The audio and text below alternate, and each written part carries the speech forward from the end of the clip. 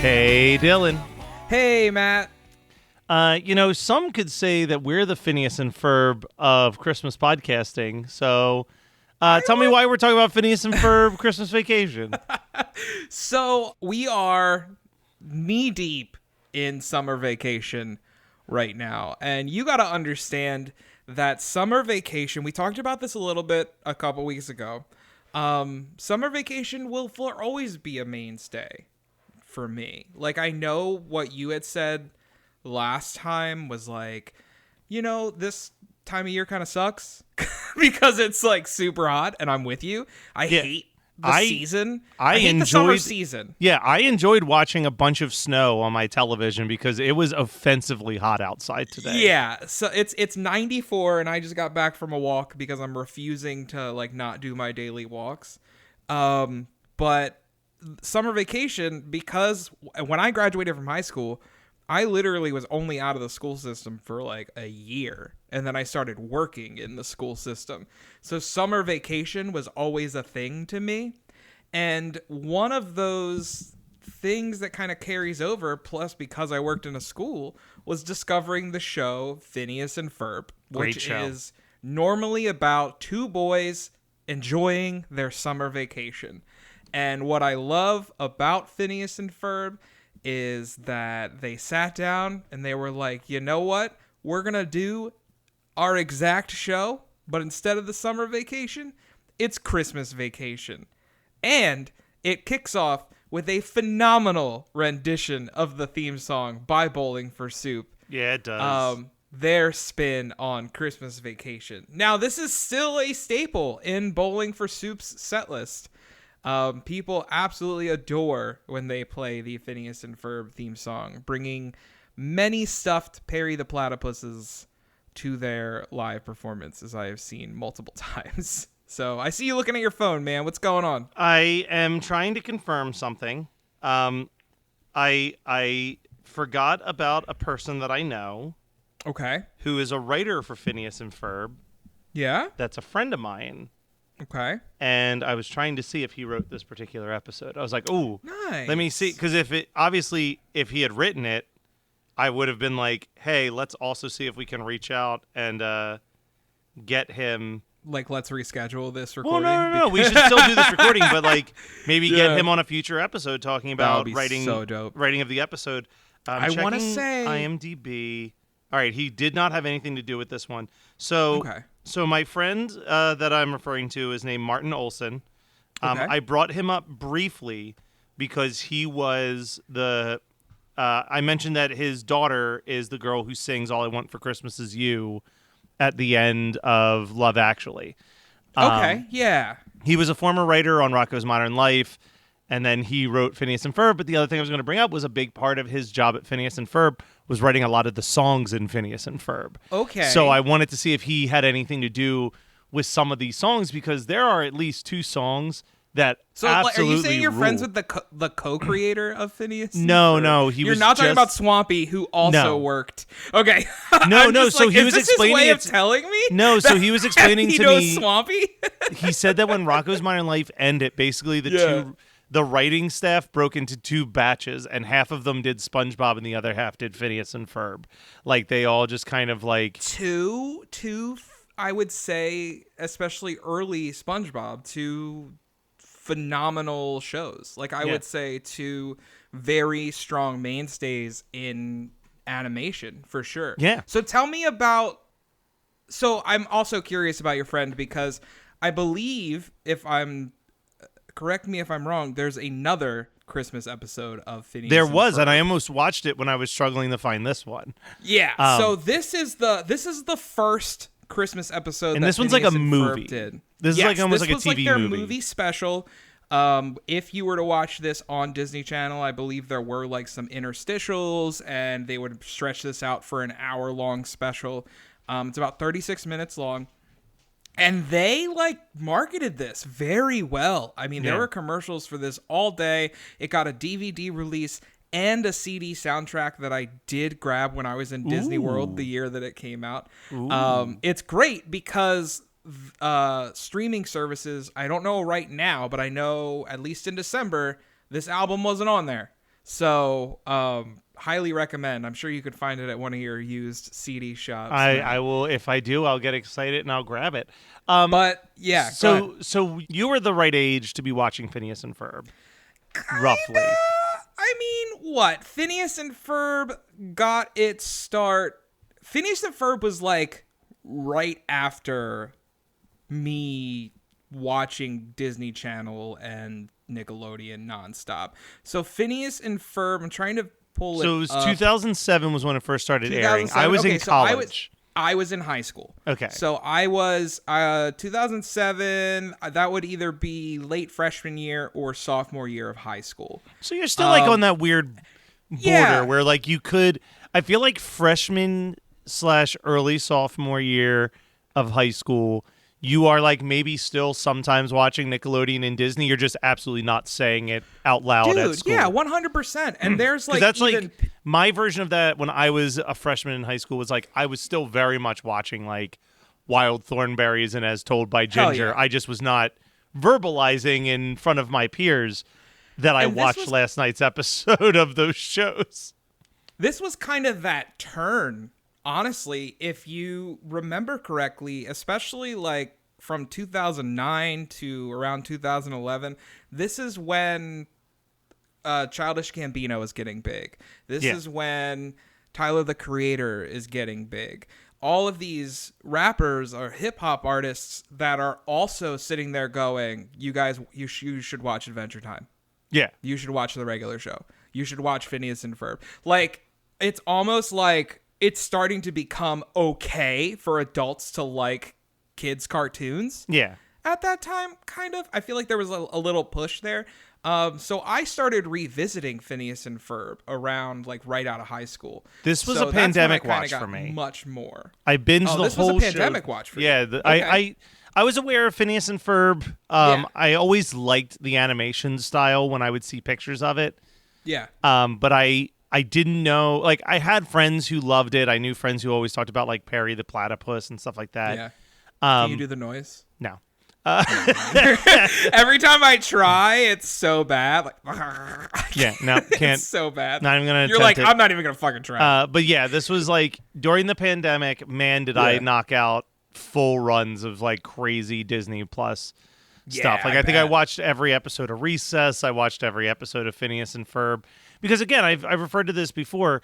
It was perfect, like, throw it on the TV while working from home It's content. also super inconsequential. Like, you're never going to get an episode where they're like, Mom died. Like, yeah.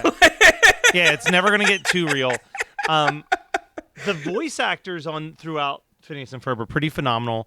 Yeah. But the basic, how about, you're the bigger fan. Give the listeners, if they've never even seen Phineas and Ferb, what is like the 5-second elevator pitch of what is the conceit of the whole show, not this episode. So Phineas and Ferb are about two families that have kind of did they kind of come together? Because like Ferb he's British for reasons unknown. Ferb is British for some reason. Okay, cool. Can confirm they are stepbrothers. He's not just British for no reason. All right, so it is about this family that lives in this area of Danville, the tri-state area. They never specify what the tri-states are, but they are in the tri-state area. You've got Phineas, you've got Ferb, they're these two kids, you've got their older sister, Candace, and they're celebrating their summer vacation. And their summer vacation is basically them doing outlandish experiments and having these awesome adventures that really aren't harming anybody. But they're annoying Candace. But they're annoying Candace. Candace, the older sister, she's always trying to bust them, and she never does until like late seasons. They also have a pet platypus named Perry the Platypus, who is also a secret agent, Agent P, who in his downtime is fighting the evil Dr. Doofenshmirtz, voiced by creator Dan, what's his last name? Povenmire, who's huge on TikTok right now. So, nice. Hopefully for good reasons. This is getting a huge, honestly, this is getting a huge resurgence because of that. He's doing like history stuff on TikTok, like, hey, here's how Phineas and Ferb started and stuff like that. So that's really cool. Very, very cool. But yeah, it's really just this inconsequential comedy about these two kids trying to entertain themselves over summer vacation. They've got a small group of friends, very stereotypical group of friends. You've got the bully, you've got the girl that has a crush on Phineas, but like is kind of like not telling him, but kind of telling him. It's just a family show with this platypus that also happens to fight crime. Okay. And for this particular Christmas episode, there's kind of 3 plots happening all at once. You've got the Phineas and Ferb plot line is that they are trying to make a giant thank you card to Santa Claus for his years of service. Candace is trying to get her crush to unknowingly tell her what he wants for Christmas so that she can get him the perfect gift. And Perry is supposed to be stopping his arch nemesis at Christmas time, but the arch nemesis has one giant problem, which is that he has no reason to hate Christmas. Yeah, he doesn't hate Christmas. And he needs a reason to hate Christmas. And if he finds a reason to hate Christmas, he will turn on a machine that will make all of Danville appear on the naughty list, and thus no one will get anything for Christmas. So before we get like super into it and we start breaking this down, I want to say for our listeners, spoiler alert, I really, really, really enjoy this special. This is delightful. I would watch I watch this every year, and I add it to your list, man. Like that's it. That's the spoilers. Like go watch it, then come back and hear us. It's a fun watch. I want to ask you a question that ties to the Candace storyline. Okay. What is your opinion on the concept of the hashtag perfect gift? So I've been in Candace's shoes, and I feel like we've all been in Candace's shoes. Like we don't know what to get someone because we want them to know that we thought about them, but we want them to. We don't want to give them a gift card, you know? Yeah, and we've also been on the other side of that, where like, hey, I know he likes this, so I went to the store and I got him something related to that. Like I'm really into gaming. So you got me a Mario themed board game like that. And that was like, so I get it. I get where Candace is coming from. And I hate the whole like, well, I don't want anything. My dad says that every year. I don't need anything. I'm like, fuck you, dude. I got to get you something. Like, yeah. Here's the thing. Because my dad's the same way. Yeah. My dad's the same way. I don't need anything. Don't get me anything. And then like, God forbid you get him like a $30 gift card. All you hear about is like, oh, all you got me was a $30 gift card. It's like, well, motherfucker, you gave me nothing to work with for 11 months of me asking you. Yeah. But also, the way the episode ends, like it sounds like if she would have just paid attention, she wouldn't have had to go through all of this. It sounded like she had already gotten him the perfect gift. Yeah. Isn't that what she says? Like she got him a guitar. Yeah, so which number one, if I buy you an electric guitar, you're not getting anything else. No, that's it. That's the end of the gift. That's a very expensive gift. Yeah. Especially like, I'm assuming this isn't like a Walmart brand electric guitar. Like he was replacing his old guitar with this, which also we can assume the earrings, definitely not the same cost. No, as that electric not guitar. at all. Can we? Well, I do want to, since we're kind of on the Candace part of it, her song rules in this episode. Yeah, okay, Best so song let's do in it the that episode. way. Let's do it that way. We'll talk the different storylines. Like, we won't do this in order. We'll just talk the different storylines. Okay, so we've got Candace. She is... Ashley Tisdale. Yes, Ashley Tisdale. I actually forgot that until you just told me. That's awesome. Yeah. Voiced by Ashley Tisdale, and she's just trying to figure out what her crush wants for Christmas. And she has this song, what is it? What I Want? Yeah. Something like that. It's so good. It's so good. This whole soundtrack. Oh, every song is really good, but that song specifically, I was like, if this soundtrack was on Spotify, that would now be on my Christmas playlist. Like that song specifically rules. Candace has this reoccurring joke where anytime someone says letters to Santa, she explodes into laughter about it. Which is so it goes back to my biggest pet peeve with shows where people make fun of people for believing in Santa. Where did these gifts come from? Yeah. 91 Donkey Lane is a magical apartment complex that contains immense power but lacks intelligent inhabitants. What is happening? I'm getting texts. Why are we getting a lot of texts? People found out what we did. Oh, dividing Mike Myers into an infinite amount of tiny Mike Myers? Listen to 91 Donkey Lane for free on Spotify or your favorite podcasting app. More at 91donkeylane.com. See you there, you donkeys. But I have to reference a great line in the episode, which is that they mention that they're writing a letter to Santa. She starts laughing about letters to Santa. And then they explain a bunch of stuff about Santa Claus. And then they're like, and that's why we're writing our letters to Santa. And she starts laughing about it again. And Phineas goes, well, she lapped us, which is such a good line. There's a lot of dry response from Phineas throughout this whole so good series. You know that our asses loved when they're explaining the multiple Santa sightings and it's just parodies of famous cryptid sightings. Like it's like Santa like in the woods with like the Bigfoot sticks. Santa as the Loch Ness monster coming out of the water. Oh my God. It's fantastic. So funny. But yeah, so I guess theoretically, look, it always sounds good on paper that we do this in individual segments. But more so it's that we have to do the Candace thing separately, get rid of it because like there's Phineas, Ferb, and Perry plot lines intertwine way too much to make sense to talk about them individually. The Candace stuff is very separate. So Candace ends up it's the gift of the Magi, basically. Like it's the gift of the Magi. So her crush ends up giving her these earrings that she's wanted, that she said she was going to use her necklace to make.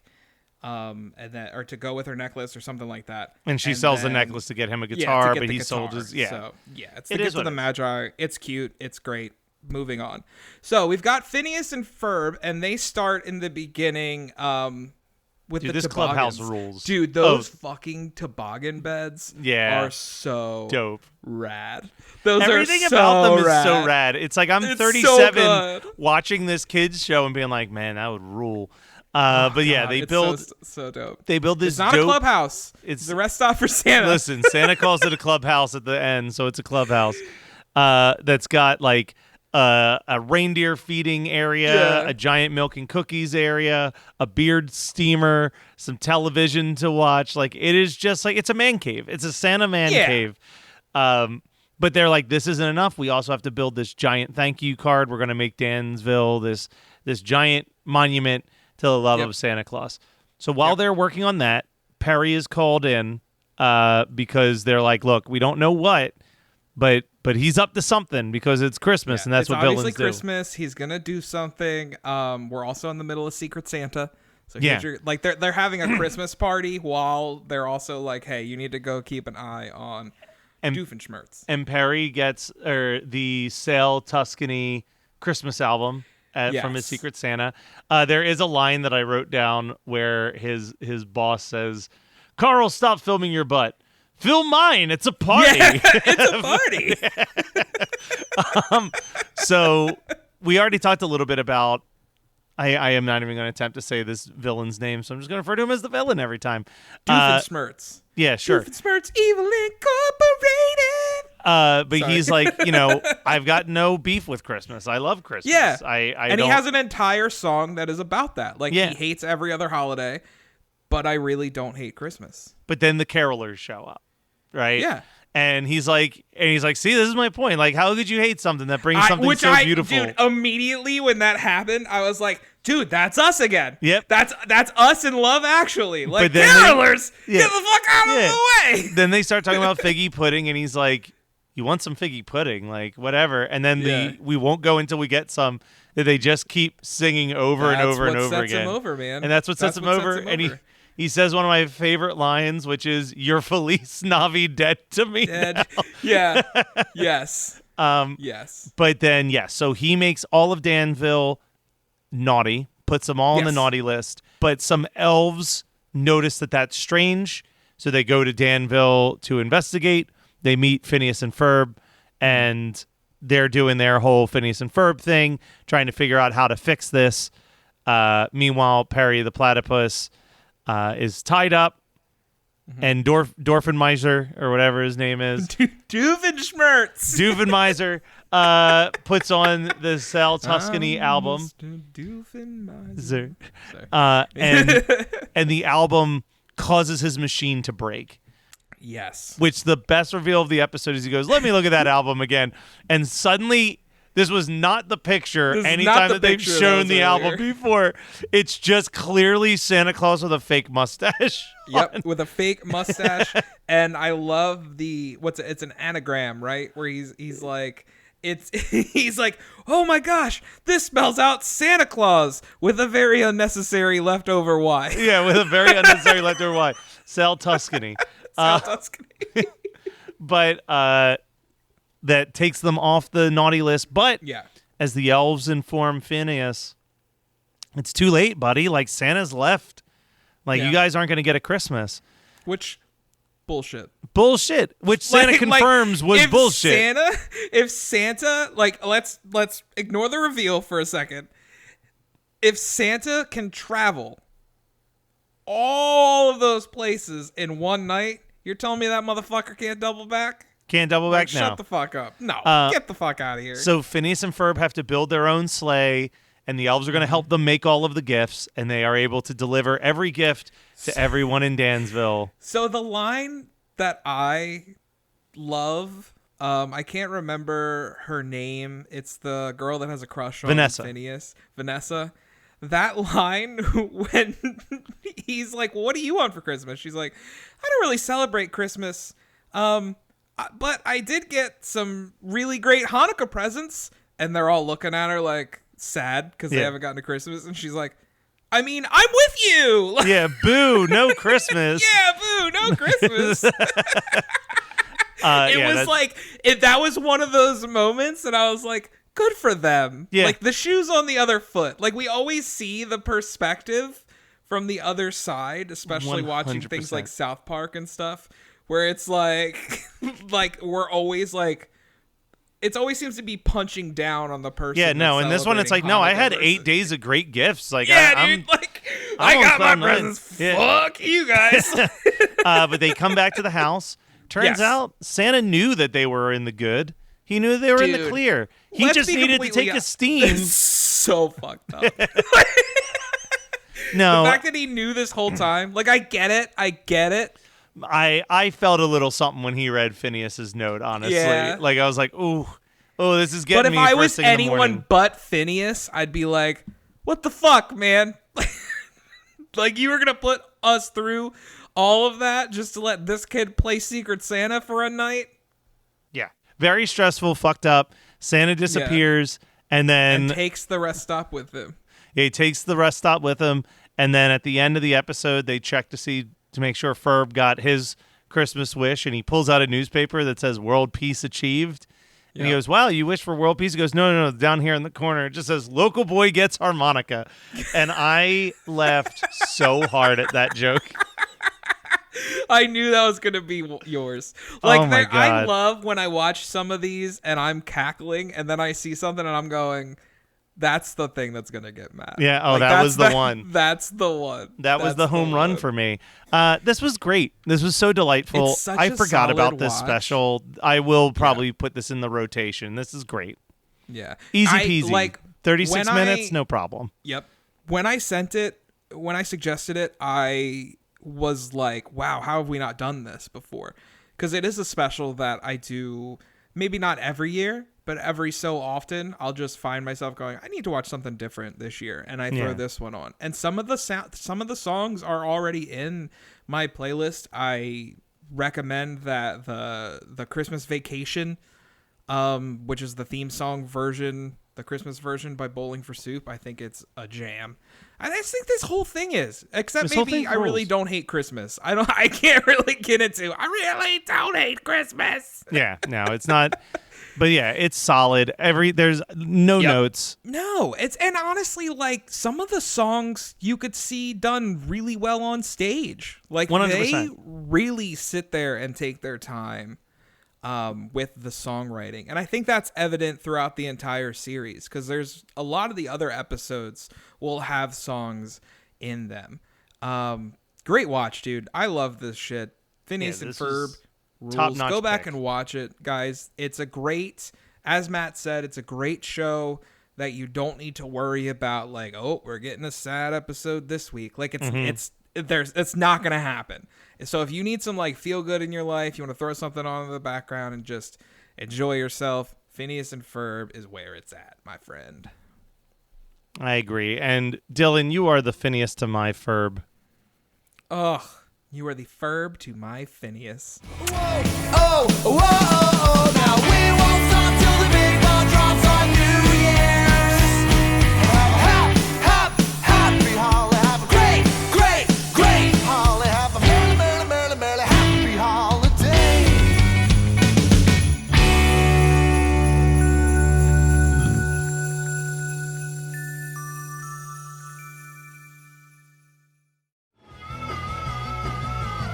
You're listening to the Geekscape Network.